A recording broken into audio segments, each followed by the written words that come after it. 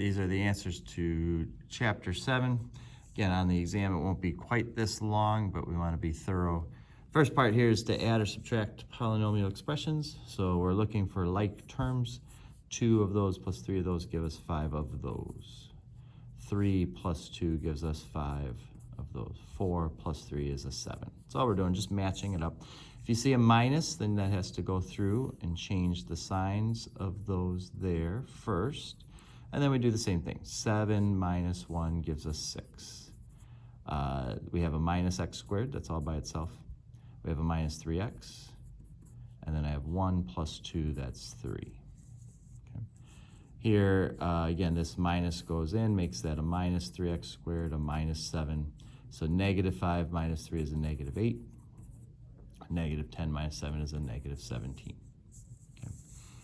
This first part, multiplying, we're going to distribute this. When we distribute, we're going to go 3 times 1 is 3. 2 of them and 2 more make 4 of them. 3 times 2 is 6. 2 and 1 more make 3. 3 times negative 5 is negative 15. And then we have the x squared. Okay. So same thing here, negative 5 times negative 7 is 35. 3 and 2 make 5 of those.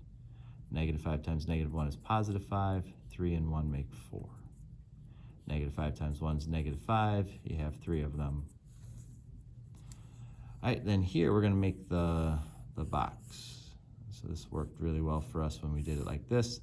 3x squared 4, 8x squared minus 5x plus 1. So 3 times 8 is 24. Square 2 and 2 make x to the 4th. 3 times negative 5 is negative 15, x to the 3rd, 3x squared. This is 32x squared minus 20x plus 4. All right, so now we have 24x to the 4th. We have a minus 15x to the 3rd. We have 3 and 32 makes 35x squared minus 20x plus 4. That'd be our answer right there. All right. So for all of these here, we are building that box and multiplying. So this will be x squared, 6x minus 2x minus 12, just multiplying. Gives us x squared plus 4x minus 12. Okay. Here, build the box. 4x plus 1, 2x minus 3. 2 times 4 is 8, x squared. 2x times 1 is 2x. 4x times that's negative 12x. That's a negative 3. We'll have 8x squared minus 10x minus 3. And there's our answer. This one has 2 of those, so we're going to write 2 of those out. So x squared minus 3x plus 9 gives us x squared minus 6x plus 9. Here I'm going to have 2 of those. So 4x plus 3, 4x plus 3 gives us 16x squared plus 12x plus 12x plus 9 gives us 16x squared plus 24x plus 9. Okay. This one here, we got 5x plus 2, 5x minus 2. So 5 times 5 is 25x squared plus 10x minus 10x minus 4 gives us 25x squared. Those cancel out, and then minus 4. So a bunch of examples of stuff that we do a pretty decent job of. This next part, we're looking for the greatest common factor. We're looking for the largest number that divides evenly into both of those. That's 7. And are there any variables we can pull out? This doesn't have any variables, so can't do that. 7 is our answer then. Here I'm looking for the largest number that goes into 18, 6, and 12, and that's just 2. But they all have an x. I can only take one x out before this one runs out. So there's my greatest common factor. Okay. So now I want to finish the whole thing. I want to do that same process. So I'm going to take the 2x, and now I'm going to pull out. So 18 divided by 2 is 9. You had 3 x's, take 1 away, 2 left. 6 divided by 2 is 3. You had 2 x's, take 1 away. 12 divided by 2 is negative 6. You had an x, we pulled it away. That's what's left over then. Okay. So here I'm looking at 8, 12, 4. The largest thing is 4, and I can pull 1x out, okay? So 8 divided by 4 is 2. We had 4 x's, we took 1 out. There's 3 x's left.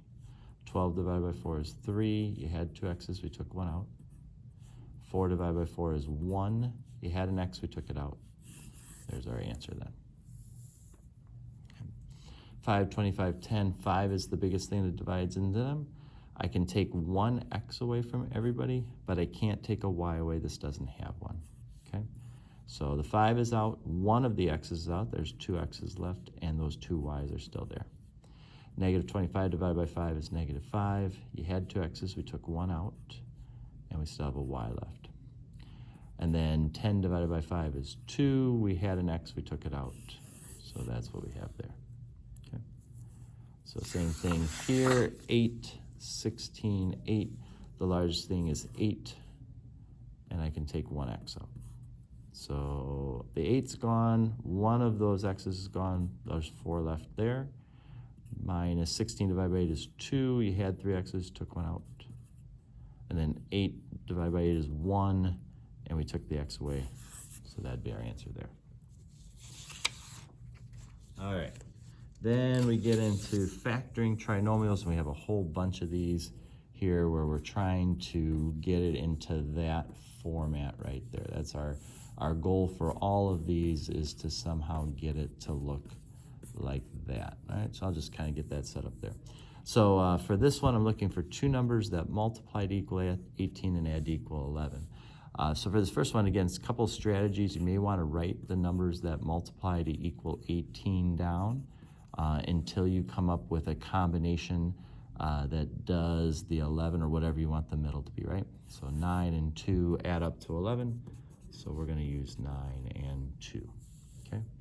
For this one here, I want two numbers that multiply to equal 39 and add to equal 16. Again, 39 doesn't have very many combinations, but 13 and 3 definitely do. And since I want it to be a negative, I just need both of those to be negative. All right, so that's not too bad. When we get the number in front, that's a little more of a nuisance. All right, I still need these back numbers to multiply to equal -8, but now I want the outside, inside to combine to give me this -2 here, all right? So eventually we would try +4 here, -2 here. On the outside, that's a -6x. On the inside, a +4x. Together, that makes the -2. There's our answer. Again, it gets a little more troubling when we put that kind of thing in there. Same thing here. If I go 6x and x, I need the back things to multiply to equal 2. Try -2 and -1. My outside is -12x, my inside -1x. Together makes -13x. There's my factoring, okay? Don't like the numbers in front, but you know, what are you gonna do? Here, I want them to multiply to equal -36 and add to equal 0, because there is nothing in the middle, which means they need to be opposites. So 6 and -6 will do the trick there, right? So again, because these are fun, we'll do a little bit more. This one here, we actually can pull the 3 out first.